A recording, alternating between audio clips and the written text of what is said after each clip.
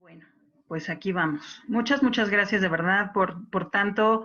Mi hospital lo amo con locura. Mi primer servicio fue el servicio de cadera. Entonces, pues como para mí, como dijo la doctora Frida, para mí sí es la cereza del pastel. La amo con locura.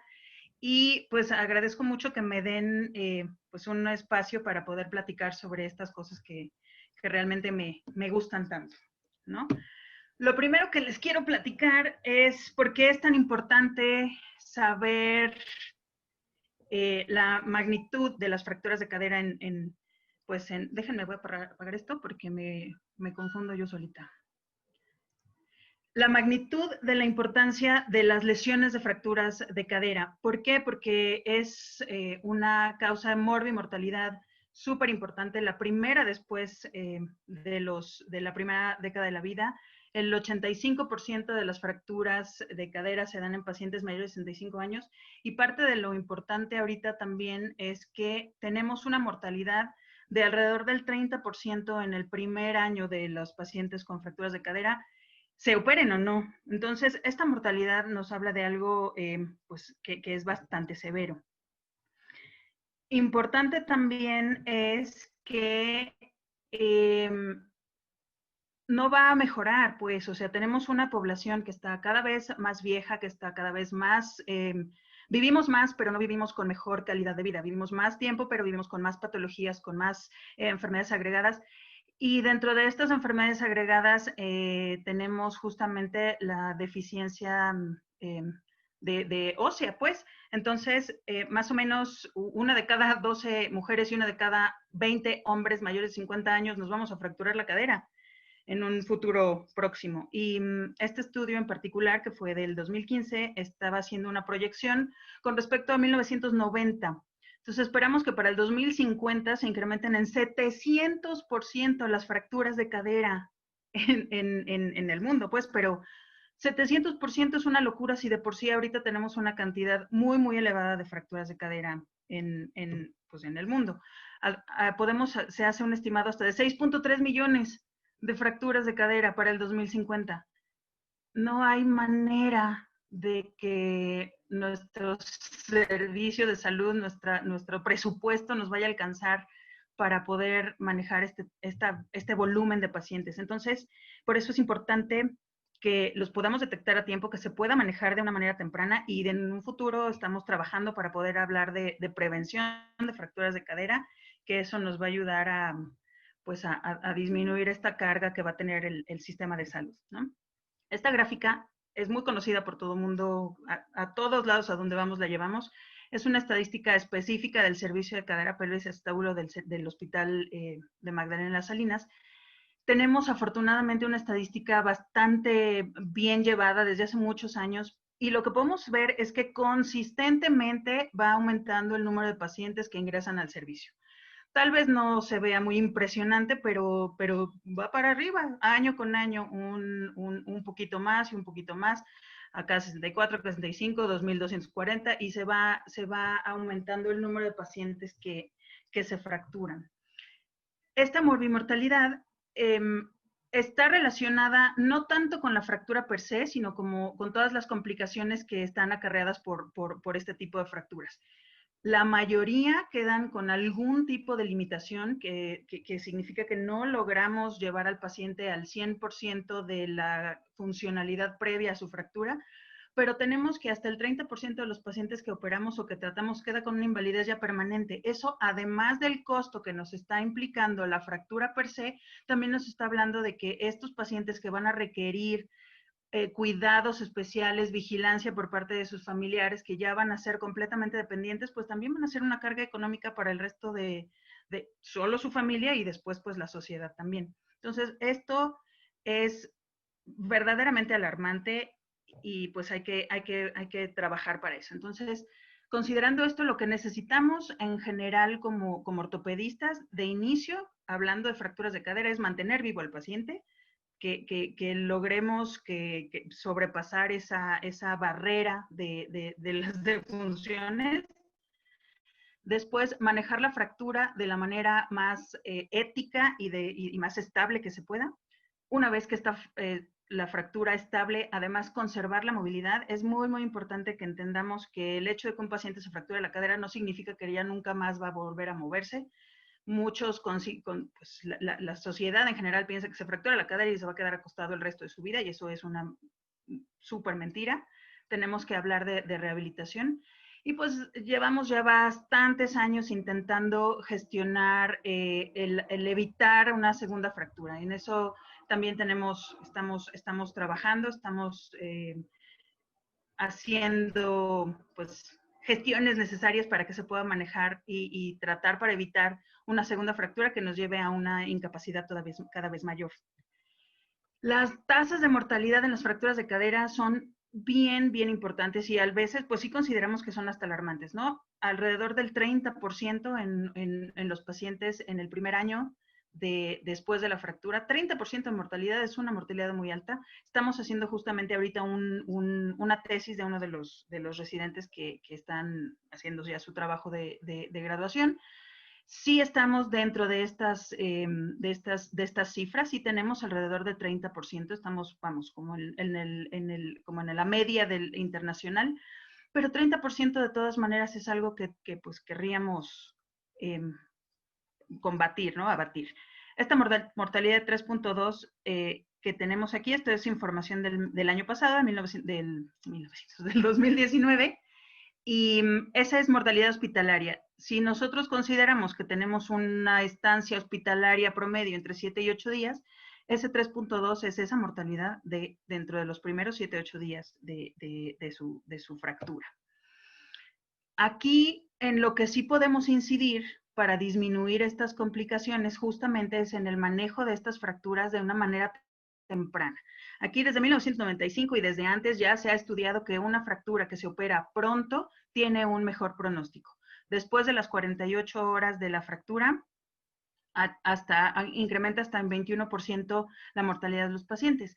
El problema que tenemos nosotros es que la mayoría de nuestros pacientes no llegan ni siquiera al hospital dentro de las primeras 48 horas. Entonces, ese lapso de dorado que tenemos para disminuir la mortalidad de los pacientes, pues está prácticamente fuera de nuestro alcance. Pero para eso es que tenemos que empezar a trabajar con información y con educación a la sociedad y a los pacientes y a los familiares para que podamos abatir este tiempo de manejo, de tratamiento.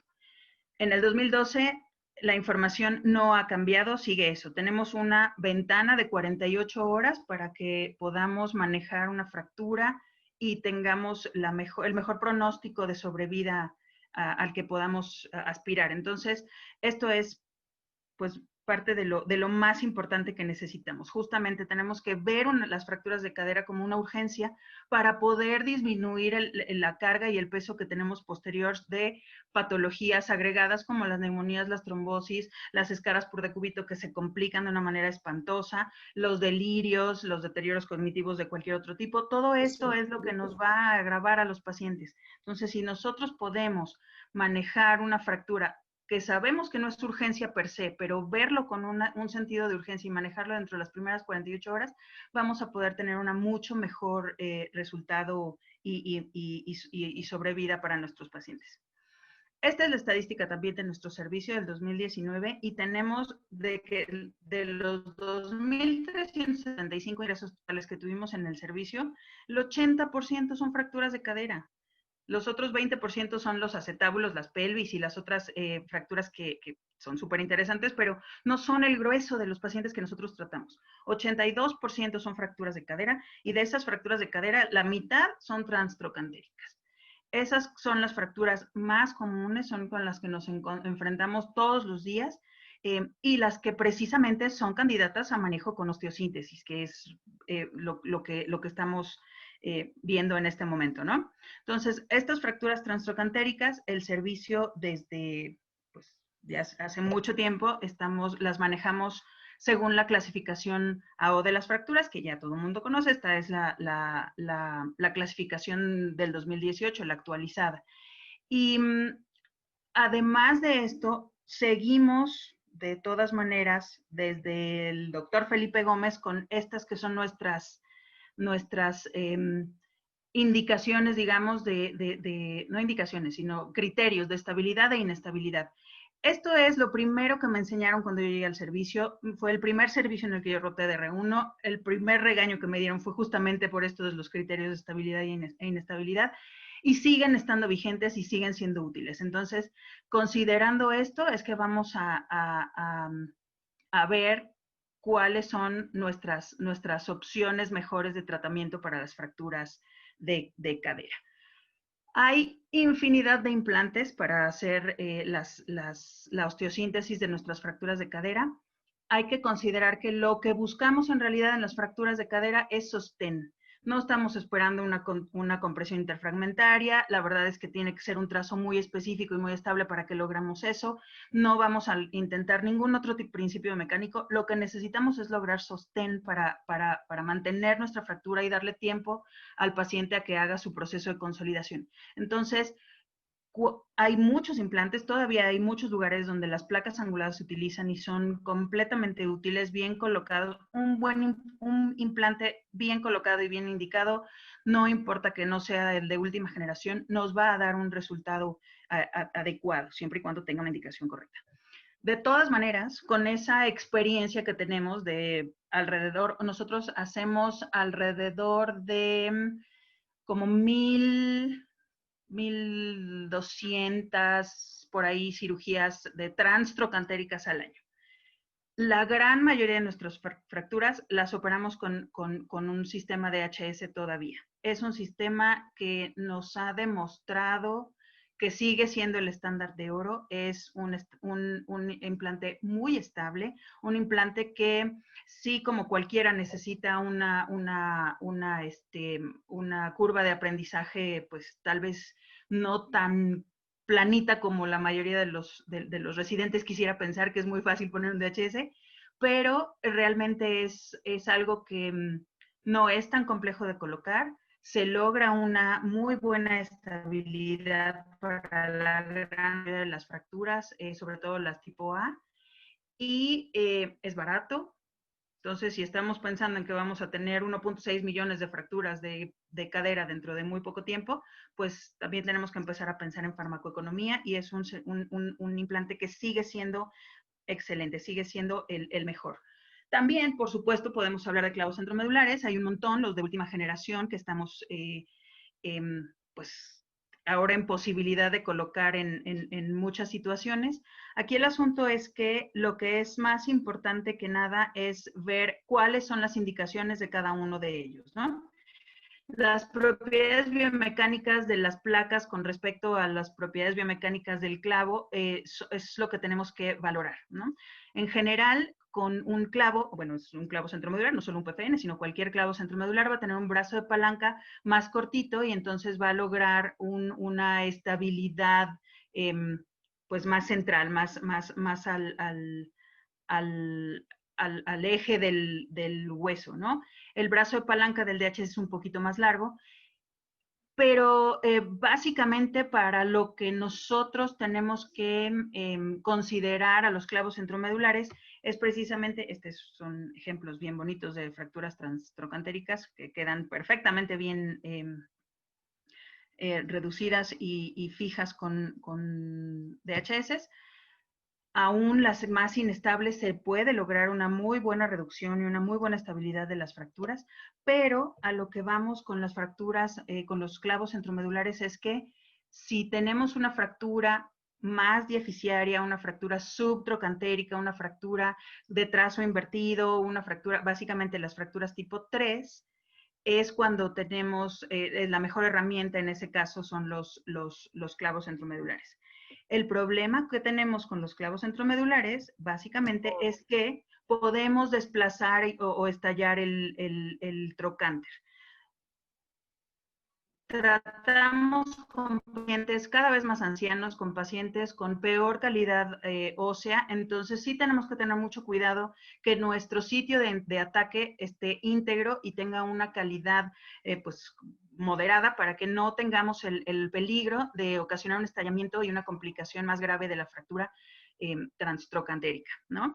Están dentro de las fracturas tipo A, las sencillitas, no hay ninguna diferencia en la efectividad y en los resultados funcionales con respecto a los DHS contra los clavos. Entonces, los DHS siguen siendo nuestra mejor opción porque la gran mayoría de los pacientes son fracturas tipo 31 a 1.3.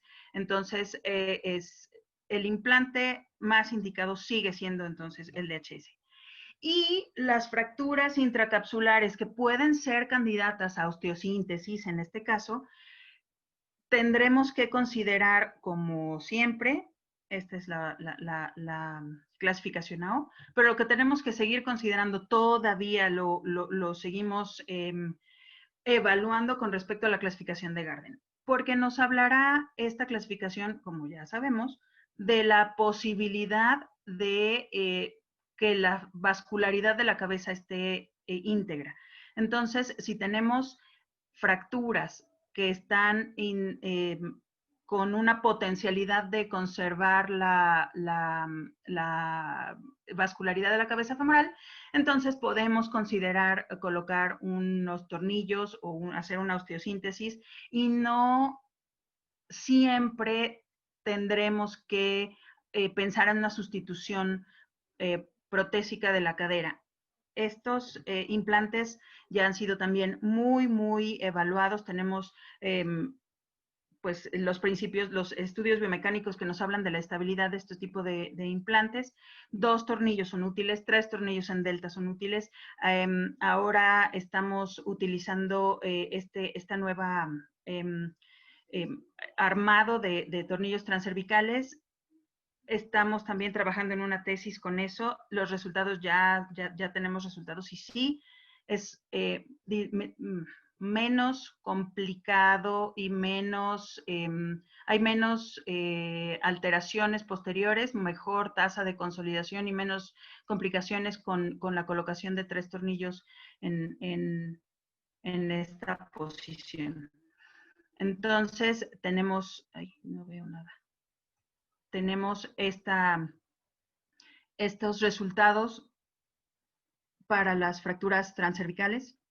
Tenemos estudios que, bueno, estamos evaluando los resultados de colocación de tornillos transcervicales en fracturas aún Garden 3 o 4, sobre todo cuando tenemos pacientes que están en malas condiciones, que es poco probable que se logre una anestesia adecuada. Son pacientes que estén graves, que sean cardiópatas, que tengan algunas otras alteraciones, y para disminuir el riesgo de las prótesis, que sí, las complicaciones protésicas son devastadoras, sí hemos podido manejar fracturas 3 y 4 con tornillos con buenos resultados. También podemos pensar en los tratamientos conservadores de las fracturas de cadera. No todas las fracturas de cadera son necesariamente quirúrgicas. Básicamente tenemos que hacer una balanza riesgo-beneficio con respecto a las condiciones previas de los pacientes. Obviamente no operamos solo radiografías. Hay a veces radiografías que son claramente fracturas que requerirían manejos quirúrgicos, pero si el paciente no tiene las condiciones adecuadas, no se trata de estar haciendo cirugías que no son realmente indicadas solo porque se le puede poner. Una prótesis se le puede poner a cualquiera, no quiere decir que tenga una indicación realmente para hacerlo. Entonces, complicaciones siempre hay. Las complicaciones más frecuentes de cualquiera de estos tipos de implante es justamente la protrusión o la falta de consolidación. Acordémonos que solo el que no opera no se le complican los pacientes. Son cosas que pueden pasar, y además son pacientes que tienen un montón de patologías agregadas y muchas afecciones que nos dificultan la consolidación, que nos dificultan el manejo, la movilización. Entonces, las complicaciones son esperadas. El asunto es qué podemos hacer después de estas complicaciones. Eso se tiene que evaluar caso por caso. No todos se van a manejar de la misma manera, pero pues siempre tenemos opciones, ¿no? Un DHS que falla puede manejarse con un clavo que falla puede colocarse un clavo más largo, unos tornillos que fallan podemos convertirlos después a una prótesis. Siempre hay opciones, siempre y cuando pues tengamos la mente abierta y la capacidad de pensar en el bienestar de nuestro paciente. Lo que quiero que nos quedemos de esta plática, es que hay indicaciones precisas para las osteosíntesis de las fracturas de cadera. Me consta que hay un montón de compañeros por todos lados que prefieren poner una prótesis de inicio, sea cual sea la fractura, fracturas transtrocantéricas, fracturas inestables con afección del trocánter menor, y la opción inicial para casi todo el mundo es poner una prótesis, y la verdad es que tenemos que considerar que no es necesario. Siempre será mejor preservar la anatomía de los pacientes, que el original siempre será mejor que la refacción. Podemos luchar por eso. Y si el miedo que tenemos es que si no le ponemos una prótesis no va a caminar y se va a complicar, eso es una mentira. El hecho de que se difiere el apoyo de un paciente después de una osteosíntesis no significa reposo absoluto, no significa que va a estar en su cama para siempre, no significa que no lo podemos movilizar. El paciente, el día mismo de su cirugía, se puede sentar, puede iniciar la flexoextensión de las rodillas, puede iniciar la flexoextensión de las caderas, se puede manejar inmediatamente para evitar justamente todas estas complicaciones secundarias al reposo, que es a lo que le tenemos pánico los ortopedistas, que los pacientes se ponen verdaderamente mal después de esto. Y no es necesario estar sufriendo con poner cemento al cálcaro, poner prótesis que sean ya demasiado sofisticadas porque está completamente inestable la zona de apoyo. No es necesario. Una osteosíntesis adecuada, con una buena vigilancia posterior, con una buena movilización posterior, puede darnos resultados funcionales muy buenos. Las complicaciones nunca serán tan devastadoras como las complicaciones de una prótesis, y tenemos que pensar que lo más importante es lograr un manejo temprano, rápido, para evitar todas estas complicaciones, y una rehabilitación también temprana y realmente funcional. Los pacientes de repente juran que se están moviendo y no es cierto. Entonces tenemos que hacer mucha vigilancia, pero los resultados de las osteosíntesis en las fracturas de cadera realmente pueden ser muy, muy, muy esperanzadores, ¿no? Pues ya, por ahorita eso es todo. Si tienen preguntas, dudas, cualquier cosa que yo les pueda ayudar, estamos siempre en el servicio de cadera. Tengo ya mucho tiempo ahí, lo amo con locura y ahí voy a estar, espero, mucho rato.